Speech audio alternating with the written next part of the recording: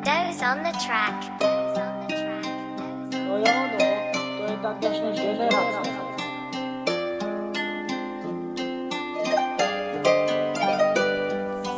Vidím dnešní svět, kde každý ztrací směr.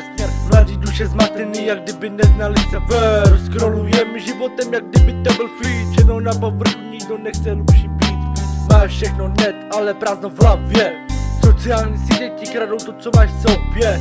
Hodnoty zmizely jen pro fame. Živou v bublině, ale na konci game. Dnešní generace neví, co je skutečný svět. Všechno chtějí rychle, ale neznajte vnitřní zpěv. Chtějí víc, ale nikdo neví proč. Pak se ptají sami sebe, kam ten život šel. Není to jen o to, co máš a co chceš. Je to o tom, kdo si co do světa nesáhneš.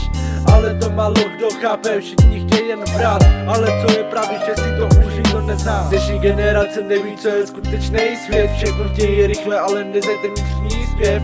Chtějí víc, ale nikdo neví proč. Ptají se sami sebe, kam ten život šel. Dnešní generace neví, co je skutečný svět. Všechno chtějí rychle, ale neznajte vnitřní zpěv.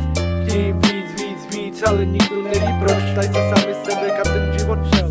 Je to všechno o tom zastavit se a vnímat. Víc sešen klikat, víc sešen snímat. Život je dár, není něco, co si můžeš koupit. Musíš si vážit, než se topit. Dnešní generace neví, co je skutečný svět. Všechno chtějí rychle, ale neznajte vnitřní zpěv.